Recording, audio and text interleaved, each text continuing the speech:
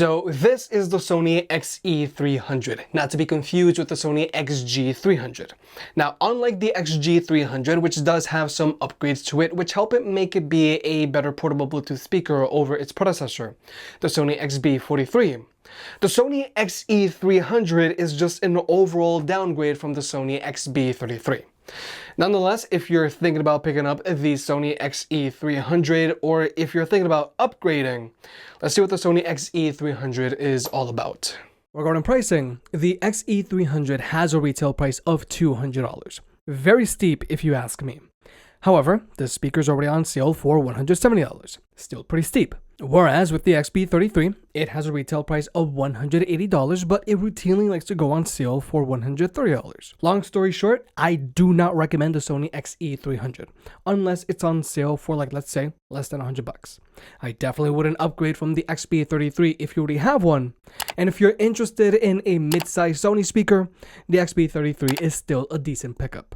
Nonetheless, if you want to pick either of these two speakers up, they'll be linked down below, or you can press on the YouTube shopping button. Give it a try. And if you want to further support the channel, check out the merch shelf down below. I've made some shirts and hoodies that look and feel great. And if you've been watching me for a while, you know I can be very particular. So I'll only set my name on something that I'm really proud of. Now first, let's talk about the design of the XE300. The XE300 looks completely different from the XB33. For starters, it's got this new super angular design which reminds me of a stealth fighter, so I think that's pretty cool. But the speaker is overall larger than the XB33. So throwing this speaker into your backpack is going to be a little more of a hassle than with the XB33, which I feel is going to be a problem for a mid-size speaker. Now durability wise, technically this speaker is more durable than the XB33 because its passive radiators have now been covered up, but the XE300 now mostly has a silicone wrap body and some hints of fabric. Now this silicone makes this speaker feel very premium, very Bose-like, because this is what Bose does. But this silicone body is a scratch magnet compared to the mostly fabric wrap body that you'll find on the XB33. So overall, from a durability and portability standpoint, the XB33 is my choice here because it's smaller than the XE300. It's not going to collect as many scratches, and just like with the XE300, it's IP67 rated, meaning that it's both water and dust resistant. The only thing that the XE300 has going for it is that it's protecting its passive radiators. But the biggest change here on the XE300 from the XB33 is that the XE300 no longer has a light feature, something that I feel Sony got really right with their XB33. Now, you definitely shouldn't make your speaker purchase decision based on a light feature, but for some people, this light feature could be a deciding enough factor to ultimately go with the XB33. So yeah, I really do feel that it's a shame that the XE300 doesn't have a light feature because I feel Sony really knocked it out of the park with their XB33. But now let's talk about tech specs. Regarding battery life, the XE300 has an advertised battery life of 24 hours, but that's with the speaker playing at 50% volume, which is on the quieter side because the speaker does have a very warm sound signature to it. And that's also while the speaker is in stamina mode, which is going to severely reduce its bass and is going to make it sound super flat. But with the stamina mode turned off, the speaker has an advertised battery life of 14 hours, but that's also while the speaker is playing at 50% volume. And the same thing can be said about the XB33. The XB33 also has an advertised battery life of 24 hours, but that's while that speaker is playing at 50% volume with the light feature turned off and with the extra bass feature turned off. Or if you were to use that speaker with the light feature turned on and with the extra bass feature turned on, then it's going to have an advertised battery life of 14 hours as well. But real world use with the XB33 playing at 80% volume with the light feature turned on and with this extra bass feature turned on, it's good for about 7 hours of playback time. Not bad. However, you can always extend the battery life on the XB33 by using it with its light feature turned off. And then there's the XE300. With it playing at 80% volume and with its bass heavy stock EQ, the speaker is good for about 8 hours of playback time. However, since this speaker is so quiet, I do expect most people to use the speaker at a higher volume, which is going to mean that you're going to drain its battery faster. Regarding connectivity, the XE300 is using Bluetooth 5.2, whereas the XB33 is using Bluetooth 5.1. But more importantly, both of these speakers can be connected to two devices at the same time, so you and a friend can both be DJ. Now, when it comes to audio codecs, the XE300 has support for SBC and AAC, very standard. But it also has support for LDAC, which is Sony's own in-house iRes audio codec. Now, whether you're an iPhone or an Android user, AAC is going to work perfectly fine. But if you do want to take advantage of LDAC, you do have to be an Android user, and just keep in mind, if you do decide to use LDAC, that is going to take an additional toll on the battery life. And unfortunately, you can only use the XE300 wirelessly because it doesn't have an audio jack, just like with the XB33. Now, even though both of these speakers do have USB-C ports, both of these USB-C ports are strictly used for charging. You can't use these USB-C ports as a wired connection, and you can't use them to charge your own devices like you can with the USB-C port that's found on the JBL Extreme 3. But also, with the XE300, they have removed the USB-A out port that's found on the XB33. Now, personally, I don't really mind the removal of the USB-A out port here because I do feel that it was useless because most phones these days now come included with USB-C cables instead. But I do wish Sony would have included a second, more versatile USB-C port so that I could use that as a wired connection or charge my own phone. Or at the very least, charge my own phone. But now let's talk about actually listening to music with these speakers. Now, both of these speakers have dual front-mode fronting transducers, and they both have dual passive radiators which shoot out the sides.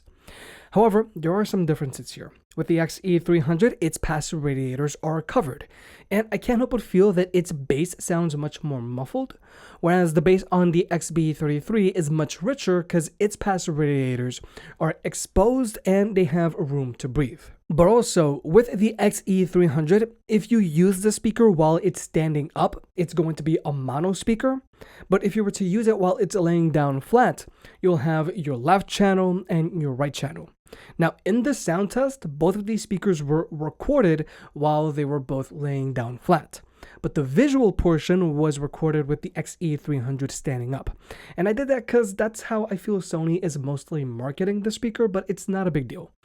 Either way, both of these speakers are playing while they're at 87% volume, and we're also going to be throwing in the XE300 while it's in stamina mode. Do you believe me?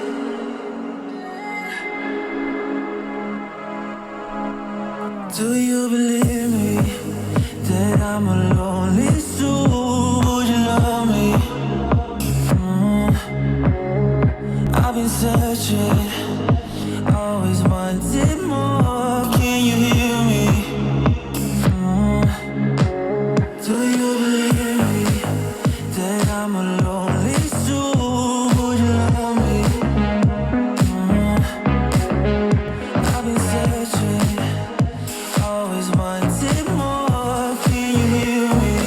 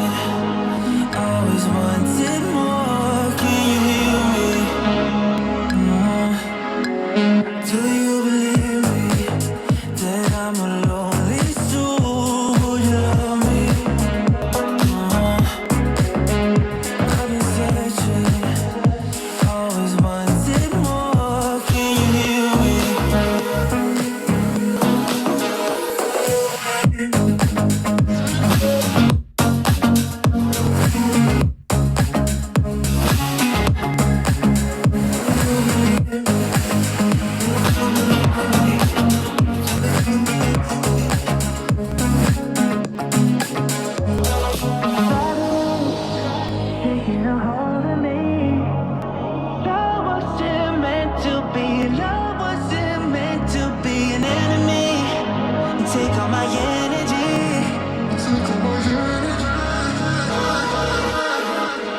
Do you believe me that I'm a lonely soul? Would you love me? I've been searching, always wanted more. Can you hear me? Do you believe me?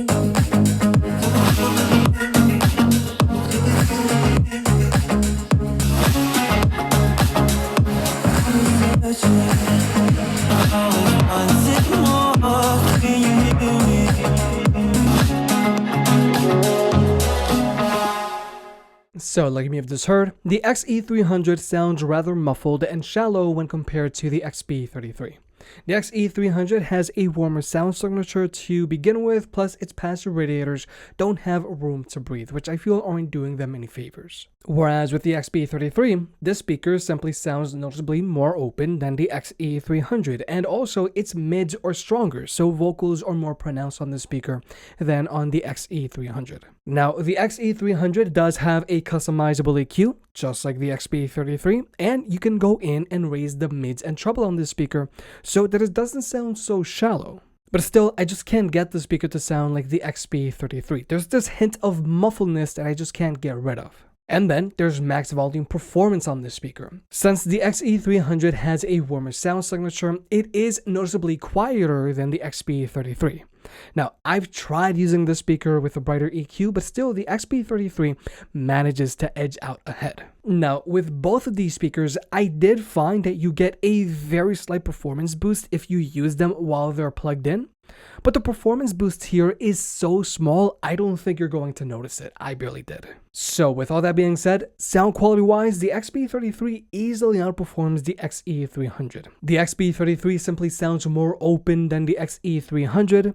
Its bass doesn't sound as muffled when in person, and it also gets noticeably louder as well. But finally, let's talk about pairing the speaker up with other speakers. The Sony XE300 is using Sony's Party Connect, meaning that you can pair it up to other Sony Party Connect speakers, like either an XG500, XG300, an XE300, or to an XE200, and you can also pair it up to an XB43, XB33, or to an XB23, and you can pair up to 100 speakers together, which is obviously overkill because at that point you might as well just buy yourself a sound system. Or if you want, you can pair your XE300 to any of Sony's larger box speakers that are also using Party Connect, like either an XP500 or to an XP700. Overall, Sony's Party Connect is very accommodating, but just keep in mind you can only pair your Party Connect speakers to other Sony speakers using Party Connect.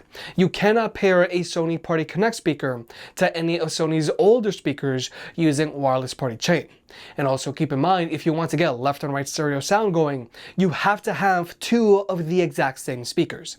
Even if you have an XE300 and XB33, which basically have the same speaker setups, they're only going to play in sync. Now, even though Sony's Party Connect is very accommodating and it gets the job done, it is not my favorite. For starters, with the XE300, Sony has removed the physical Party Connect button on it, like what's found on the XB33. So if you want to get Party Connect going on the XE300, you have to use the app, which sometimes just isn't super easy to use. And also, when you're trying to form these groups can either take forever to form, or sometimes when you're trying to pair your speakers together, not all of your speakers will get paired up, so you'll have to go through the pairing process multiple times. And also sometimes echoes do form. Now, Sony's Party Connect does correct the echo after a while, but it's only a matter of time before that echo comes back. So overall, Sony's Party Connect gets the job done. There's a decent amount of speakers to choose from, and I expect future Sony speakers to continue using Party Connect. But Party Connect can be a hassle to use sometimes. And finally, here's the microphone test. Now, the Sony XE300 is about 5 feet away from me, it's sitting on a tabletop, and is facing directly at me. Now, overall, this microphone doesn't sound awful, but I still wouldn't take phone calls with my speaker if I don't have to. But with all that being said, for me, it is very hard to recommend the XE300, and to me, it's just an overall downgrade from the XB33. For starters, from a sound quality standpoint, the XE300 sounds very muffled and narrow when compared to the XB33. But also from a design standpoint, the XE300 is a little larger than the XB33 now. So throwing it into your backpack isn't as easy when compared to the XB33. And also, the XE300 no longer has a light feature like the XB33, something that could have been a deciding factor for some people. Right now, all I can say is, if you're thinking about getting the XE300, try and see if you can get an XB33 first. If you made it this far, I guess you enjoyed the video, so hit the like button and get subscribed. If you want to pick any of the products up, they'll be linked down below. And if you want to further support the channel, check out the merch. I made some shirts and hoodies that look and feel great. And you know I can be very particular, so I'll only slap my name on something if I'm really proud of it.